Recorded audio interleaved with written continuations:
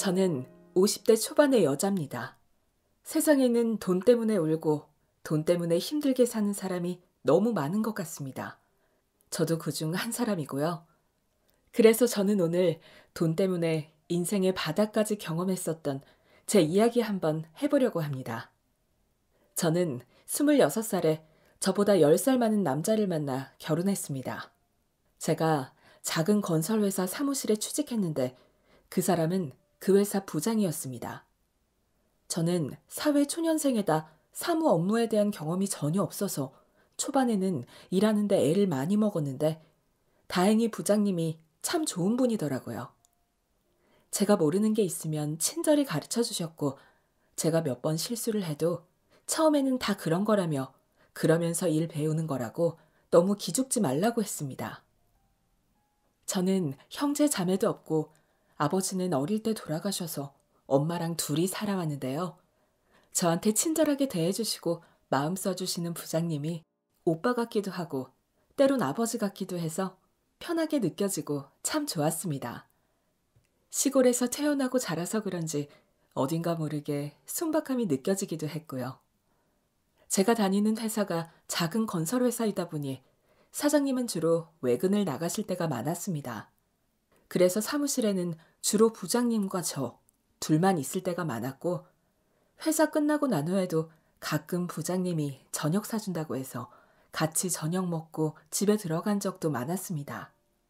둘이 함께하는 시간이 많다 보니 서로에 대해서 알아가고 가까워지는 건 시간 문제였습니다. 부장님에게는 결혼까지 생각했던 한 여자가 있었다고 했습니다. 그래서 부모님과 친구들에게 여자를 소개시켰고 결혼하자 얘기를 꺼내니 그 여자가 자꾸만 결혼은 너무 이르다며 나중으로 미루더랍니다. 자기가 못 믿어서 그러냐, 자기하고 결혼만 하면 한평생 열심히 일하고 열심히 돈 벌어서 고생 안 시키겠다. 부장님은 자신이 할 수 있는 최대한으로 자신의 마음을 설명하고 여자를 설득했지만 그 여자는 그럴수록 더욱더 부장님을 피하는 것 같다고 했습니다.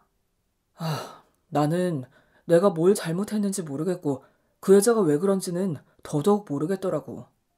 내가 처음으로 결혼까지 생각한 사람인데 그 여자를 놓치기라도 할까봐 마음이 불안했어. 그런데 나쁜 예감은 틀리는 법이 없지. 얼마 지나지 않아 그 여자가 내게 이별 통보를 하고 나는 너무 괴로워서 술로 나날을 보내다가 도저히 그 여자를 그대로 보낼 자신이 없어서 내 친구를 찾아갔어. 정수기가 갑자기 나랑 헤어지자고 하는데 도대체 왜 그러는지 모르겠다고 정수기 마음 좀 돌려달라고 했지.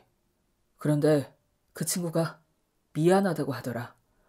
정수기를 처음 소개시켜준 날부터 서로에게 끌리기 시작했다고.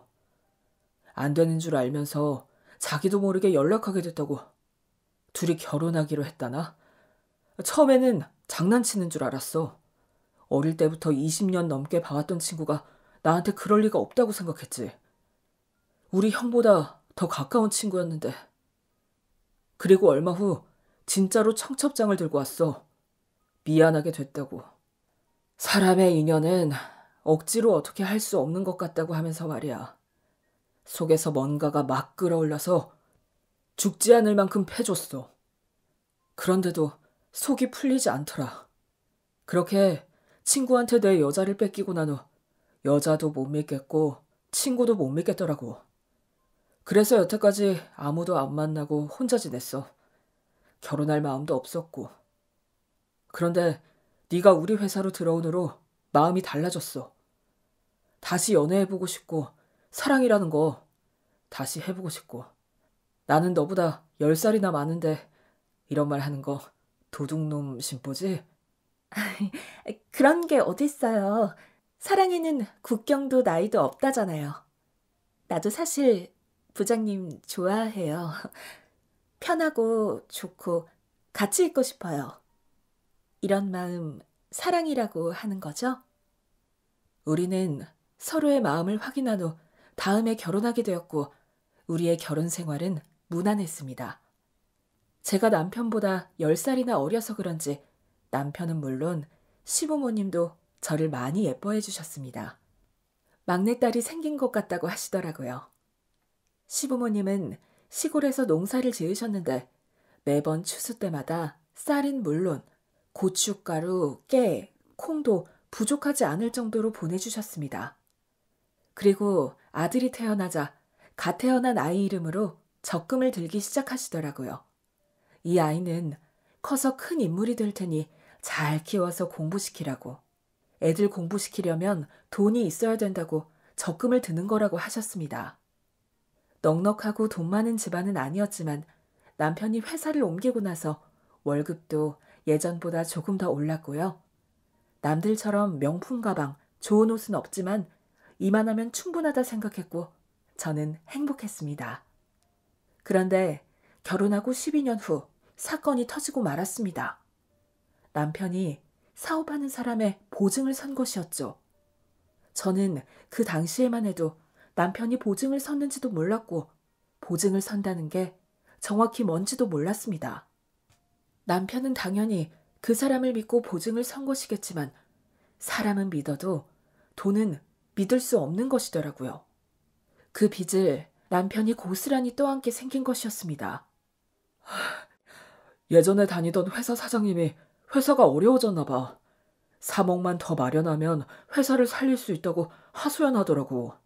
그런데 내가 할 수 있는 일이 없어서 안타깝다고 혹시라도 내가 도울 수 있는 일이 있으면 돕겠다고 했지. 그랬더니 죽은 사람 살리는 셈치고 자기 좀 도와달라고 했어. 제2금융권에서 대출할 때 연대보증만 좀 서주면 된다고. 그러면 자기가 회사도 살릴 수 있고 그 돈을 빌릴 수 있으니까 명의만 좀 빌려달라는 거야. 당신도 알다시피 그 사장님이 나한테 엄청 잘했잖아. 나하고 호영호재하는 사이고 우리 결혼할 때 부조도 100만 원이나 했던 거 기억하지? 돈을 빌리자는 것도 아니고 명의만 좀 빌리자는데 안 되겠다고 어떻게 하겠어. 그래서 연대보증을 섰는데 그 형이 며칠 전 죽었대. 어떻게든 극복하고 다시 일어설 줄 알았는데 이렇게 될 줄은 정말 생각도 못했어. 나 정말 미칠 것 같아. 나 이제 어떡하지? 내가 보증 선 그 돈 다 갚아야 하는데 나 이제 어떡하지? 남편은 며칠 동안 제대로 먹지도 못하고 잠도 못 잤습니다. 지금도 3억은 엄청 큰 돈이지만 10수년 전의 3억은 우리에게 너무나 큰 돈이었습니다. 그때 남편이 회사에서 받아오는 월급이 200만 원 정도였는데 남편이 벌어온 월급 한 푼도 안 쓰고 10년을 모아도 갚을 수 없는 돈이었습니다. 만져보지도 못하고 구경 한번 해본 적 없는 큰 돈을 다른 사람 때문에 갚아야 된다고 생각하니 억장이 무너졌습니다. 아무리 고민하고 또 고민해봐도 그 돈을 갚는 것밖엔 별 뾰족한 수가 없었습니다. 후회하고 원망할 정신도 없었습니다. 어떻게든 그 돈을 갚는 방법을 생각했고 그 빚은 온 가족들의 몫으로 돌아가 버렸습니다. 아들이 빚에 허덕이고 있으니 그것을 보고만 있을 수 없었던 시부모님은 시골에 농사짓던 땅을 다 처분하셨고 우리도 살던 전셋집을 나와서 방 한 칸짜리 월세로 옮겨야 했습니다. 들어가던 보험이며 적금은 모두 다 해지됐고 우리 가족은 모두 밑바닥 인생을 살아야 했죠. 우리가 할 수 있는 한 모든 것을 다 했지만 그래도 남편이 갚아야 할 빚이 1,500만 원 정도가 남았습니다. 그 돈이야 어떻게 하면 되겠지. 남편이 벌고 나도 벌면 어떻게든 그 돈은 갚아나갈 수 있을 것 같았습니다. 그런데 남편 마음은 그렇지 않은 듯 했습니다. 부모님 재산까지 모두 다 날려버렸다는 죄책감에 돈 때문에 너무 스트레스를 받았던 남편은 점점 성격이 변해가기 시작했고 절대 손대서는 안 될 도박에 손대기 시작했습니다. 남편은 일하러 다녀와서 밤새 화투장을 쥐고 살았고 종이에 그림을 그려가며 도박에서 이기는 방법을 연구하기 시작하더군요. 내가 어떻게든 잃은 돈들 다 돌려놓고 말 거야. 아버지 땅도 다시 사들이고 우리 집도 다시 예전으로 돌아갈 거야. 나 이렇게는 못 살아. 조금만 기다려. 내가 어떻게든 하고 말 테니까. 그렇게 화투장을 가지고 연구한다고 되는 게 아니잖아요. 지난 일은 잊어버려요. 나도 일하고 당신도 착실히 일하면 나머지 빚 다 갚고 다시 시작할 수 있어요. 이제 거의 다 끝났잖아요. 이런 거 하지 말고 그냥 열심히 일이나 해요. 어디 재수없게 조용히 못해? 내가 할 수 있다잖아. 내가 아무 생각도 없이 맨 땅에 헤딩하는 걸로 보여? 나도 다 수가 있어. 아무것도 모르면 입 닫고 있어.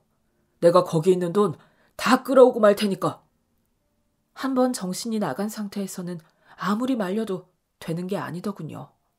남편은 반 미친 사람처럼 눈빛도 표정도 달라졌습니다. 예전에 내가 알던 순박하고 착한 사람이 맞나 싶을 정도로 남편은 완전히 다른 사람이 돼갔습니다. 제 월급, 남편 월급 모두 받는 족족 남편은 도박장으로 달려갔고 그곳에서 그 돈마저 모두 잃고 나자 남편은 제정신이 아닌 듯 했습니다. 남편은 저만 보면 돈 있으면 내놔봐 라는 똑같은 말만 반복했고 돈이 없다고 하면 미친 사람처럼 씩씩대면서 밖으로 나가서 돌아오지 않았습니다. 집 나간 남편은 회사에도 나가지 않았더군요. 이현도가 회사에 나오지 않는다며 하루에도 몇 번씩 집으로 전화가 왔고 며칠 동안 남편 모습이 보이지 않자 회사 사람 둘이 우리 집으로 찾아왔습니다. 월급까지 가불해놓고 안 나오면 지금 어쩌자는 겁니까? 이현도 씨 어디 있어요? 하도 사정이 딱해서 내가 사장님한테 어렵게 부탁해서 가불한 건데 말도 없이 안 나오면 사람 엿먹이겠다는 겁니까? 퇴직금도 미리 다 땡겨서 쓰고 말이야. 이현도 내일도 회사 안 나오면 내가 사기로 고소해버릴 테니까 그리 알아요. 저는 그 앞에서 죄송하다. 집에 들어오면 꼭 회사 보내겠다는 말밖에 할 수가 없었습니다. 정말 미치겠더라고요. 사람이 살다 보면 실수를 할 수도 있다고 이해했습니다. 그런데 이렇게 무책임하게 행동하는 건 참을 수가 없었습니다. 자기 때문에 온 가족이 다 고생하며 살아가는데 이 사람은 그 돈을 도박장에서 벌어보겠다고 하고 있으니 한심하게 그지없었죠. 들어오기만 해봐라. 헤어지든지 정신 차리게 하든지 어떻게든 결단을 내버리고 만다. 벼르고 있었습니다. 그런데 남편은 돌아오지 않았습니다. 며칠이 지나고 몇 달이 지나도 돌아오지 않았죠. 저는 남편을 찾기 위해 난생 처음 도박장이라는 곳을 찾아가 봤고요. 도박장에 있는 사람들에게 물어 도박하는 사람들이 모이는 곳은 다 찾아갔습니다. 그런데 남편을 봤다는 사람은 있었지만 어디 있는지 아는 사람은 아무도 없더군요. 어떤 사람은 어딘가에서 숨어 살 거라고 했고 어떤 사람은 죽었을지도 모른다고 했습니다. 그러면서 살아있으면 어떻게든 집에 들어갈 테니 기다려보라고 하더군요. 그런데 몇 년이 지나도 남편은 돌아오지 않았고 경찰서에 실종 신고를 해봤지만 소용없었습니다. 저는 실종이라고 신고했지만 경찰에서는 가출이라고 등록이 되더군요. 18세 미만 아동이나 청소년, 치매 환자, 지적 장애인일 경우 실종 신고가 접수되고 소재 파악을 진행했지만 18세 이상 성인은 실종 신고를 해도 법적인 근거가 없어서 가출인으로 분류되는 것이었습니다. 저는 기다리는 것밖에 할 수 있는 게 없었습니다. 언젠가 돌아오겠지. 살아있으면 집으로 오겠지. 그 희망 하나로 기다려봤지만 그것도 오래가지 못했습니다. 월세로 살던 집의 집주인이 집을 내놓으면서 새로 이사오는 주인이 더 이상 월세를 놓지 않기로 했다더군요. 저는 기다려야 할 사람이 있어서 이 집에 꼭 살아야 된다. 제발 이 집에 계속 살게 해달라고 부탁하고 매달려봤지만 집주인이 부모님을 모시고 살아야 하는 상황이라서 방을 새놓는 것은 어렵다고 했습니다. 그럼 혹시 이렇게 생긴 사람이 찾아오면 저한테 연락 좀 꼭 부탁드리겠습니다. 이 사람이 제 남편입니다. 살아있으면 꼭 찾아올 거예요. 꼭 부탁드립니다. 이 은혜는 절대 잊지 않겠습니다. 저는 월세로 살던 방에서 이사 나오면서 남편 사진을 한 장 건네주고 왔고 그 사진에 한 가닥 희망을 걸고 남편에게 연락이 오길 기다렸죠. 하지만 남편에게서 연락은 오지 않았습니다. 남편이 사라지고 난 후 그동안 많은 일들이 있었습니다. 시아버님은 돌아오지 않는 자식을 기다리며 술로 나날을 보내시다 간경화로 돌아가셨고, 어머니도 3년 후 시아버지를 따라 떠나셨습니다. 남편도 없이 시부모님 장례를 치르고 저는 돌아올 거라는 희망을 버렸습니다. 살아있었다면 돌아와도 진작에 돌아왔겠지. 이렇게 시간이 지나도록 돌아오지 않는다는 건 죽었다고밖에 판단할 수가 없었습니다.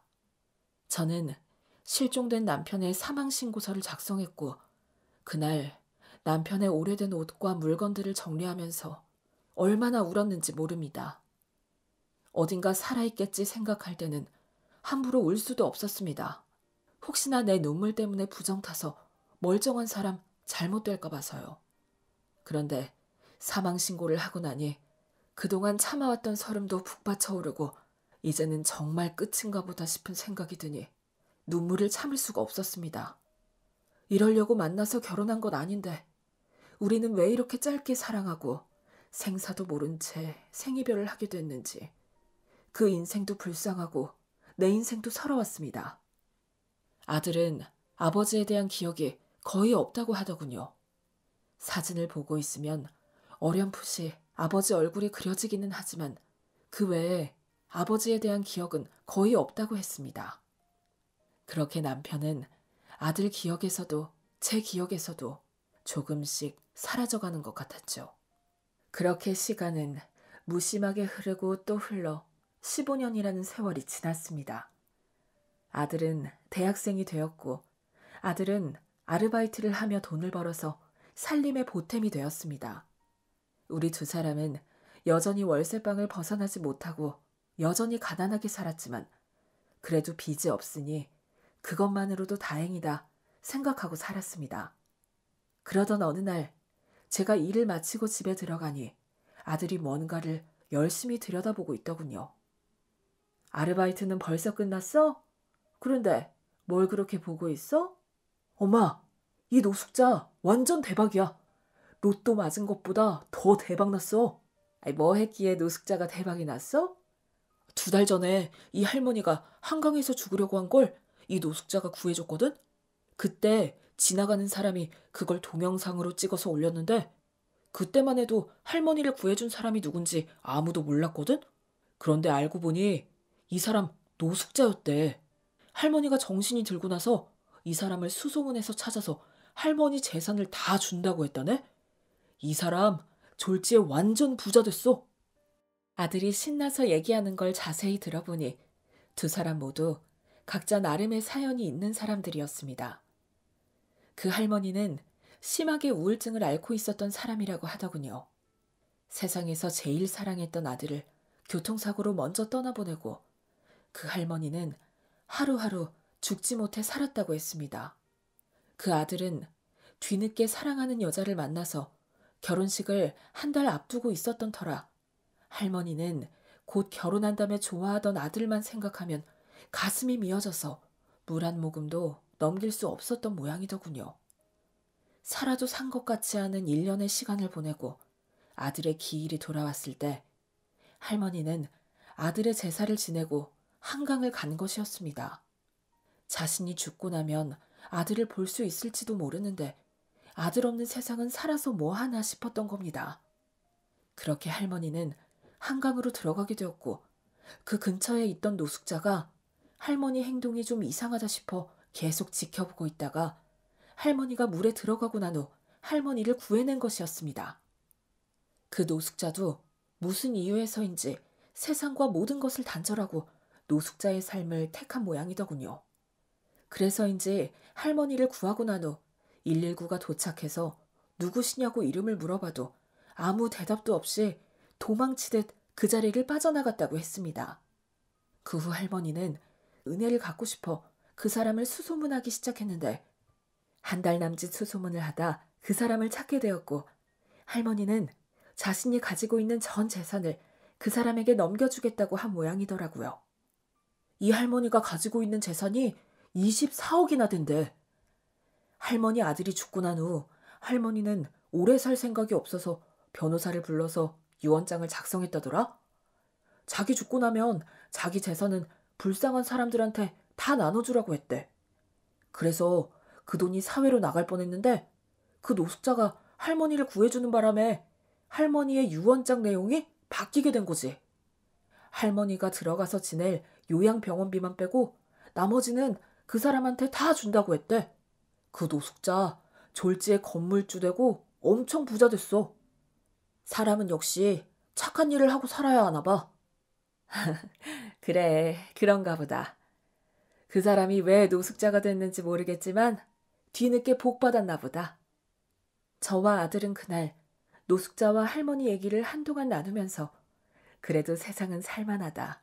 누구에게나 죽으라는 법은 없는 모양이다. 할머니를 구한 노숙자 일이 마치 내일인 것 마냥 행복해했습니다.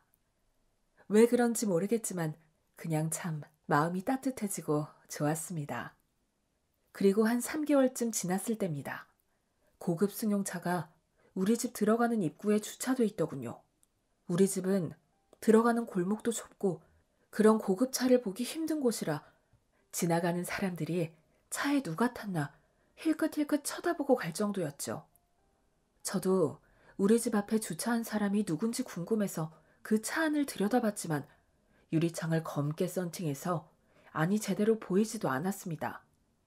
저는 그냥 돌아서서 집으로 들어가려는데 뒤에서 누가 저를 부르더군요. 여보, 선혜야. 제 이름을 부르는 소리에 저는 홀린 듯 뒤돌아봤고 말끔히 차려입은 한 신사가 고급 승용차에서 내려 저를 쳐다보고 있었습니다. 그 사람 얼굴을 확인한 저는 아무 말도 못하고 그 사람 얼굴만 뚫어져라 쳐다봤습니다. 그 사람은 말도 없이 사라진 내 남편이었습니다. 그렇게 찾아 헤맬 때는 흔적도 찾을 수 없더니 10수년을 기다리다 사망신고까지 한 사람이 너무나 멀쩡한 모습으로 내 앞에 서 있다니 저는 이게 꿈인가 했습니다. 여보, 선혜야, 내가 너무 늦게 왔지? 미안하다. 내가 본의 아니게 당신을 너무 고생시켜서 미안하다. 저는 가만히 다가가 그 사람 얼굴을 만져봤습니다. 이건 꿈도 아니고 그 사람은 정말 살아서 내 앞에 서 있었습니다. 이게 어떻게 된 일이에요? 죽은 줄로만 알았는데 그래서 사망 신고하고 너무 서러워서 몇 날 며칠을 울었는데 이렇게 살아있다니. 이렇게 멀쩡히 살아있으면서 왜 기별도 없었어요? 왜 이제야 나타났어요? 어떻게 그렇게 사람 속을 새까맣게 태우고 어쩜 나한테 그래요? 내가 얼마나 기다렸는데, 내가 얼마나 속을 태웠는데. 저는 끝내 그 사람을 붙잡고 울음을 터뜨렸고 그 사람도 저를 달래며 울었습니다. 오려고 했는데 몇 번이나 당신을 찾아오고 싶었는데 노숙자로 살던 내가 당신 앞에 나타날 수가 없었어. 그래서 세상 등지고 숨어 살았어. 당신한테 더 이상 패기치기 싫어서. 저는 일단 남편을 집으로 데리고 그간의 일을 듣게 되었는데 얘기를 듣는 동안 제 눈에서는 계속 뜨거운 눈물이 흘러내렸습니다. 세상에, 그 사람이 당신이었군요. 재상이가 노숙자가 할머니 구했다는 얘기를 하기에 그 사람이 좋은 일에서 복받았나 보다. 세상에 참 별일도 다 있구나 했는데 그 사람이 당신이었다니. 당신이 정말 복받았나 보네요. 이제야 당신 인생 고생 끝나고 행복이 시작되려나 보네요. 당신을 기다리는 동안 내 속이 수컴댕이가 되었지만 그래도 이렇게 찾아와줘서 고마워요. 아버지 없이 자란 재상이한테도 이제 아버지가 생기게 됐네요. 이렇게라도 찾아와줘서 정말 고마워요. 우리는 그날 정말 오랜만에 아들과 셋이 다 같이 모여 밥을 먹었고 밤이 늦도록 얘기를 나누었습니다. 남편은 그 할머니가 가지고 있던 건물을 그대로 받아서 운영하고 있었는데 좋은 옷도 사고 좋은 차도 샀지만 아직 집은 사지 않았다고 했습니다. 집은 당신 만나면 같이 고르고 싶었어. 당신 이제 고생스럽게 일 안 해도 돼. 일 그만두고 내일부터는 집 보러 다니자. 당신이 마음에 드는 집으로 고르면 우리 거기로 이사 가서 살자. 내 인생에서 내가 사는 집은 월세가 전부일 거라 생각했는데 뒤늦게 남편을 다시 만난 후 저는 한강이 내려다 보이는 아파트에 친정 엄마를 모시고 와서 함께 살게 되었네요. 그런 집은 내 평생 처음이라 아직도 어리둥절하지만 매일 아침 일어나 쓸고 닦고 하다 보니 이게 정말 내 집이구나. 이제야 실감이 납니다. 우리 가족이 다시 합친 후 남편은 정말 열심히 살고 있습니다. 자기가 없는 동안 부모님 두 분 다 돌아가신 걸 알고 임종도 지켜드리지 못한 불효자식이라고 가슴을 치면서 눈물을 흘렸습니다. 부모님께 부끄럽지 않은 자식이 되기 위해서라도 더 열심히 살 거라고 했습니다. 나중에 하늘나라에서 만나면 한때는 방황했지만 정말 열심히 살았다고 말씀드리고 싶다고요. 남편은 한번 어려움을 겪고 나서인지 1,000원짜리 한 장 허투루 쓰지 않고 모든 돈 관리를 저한테 맡기고 열심히 일만 하러 다니고 있네요. 한때는 너무 힘들어서 이렇게 살아서 뭐 하나 했는데 사람 앞날은 아무도 모르는 법이라더니 정말 견디고 살아오길 참 잘했다 싶습니다. 제 사연 들으시는 분들도 모두 앞으로 더 좋은 일 있길 바라고 또 바랍니다.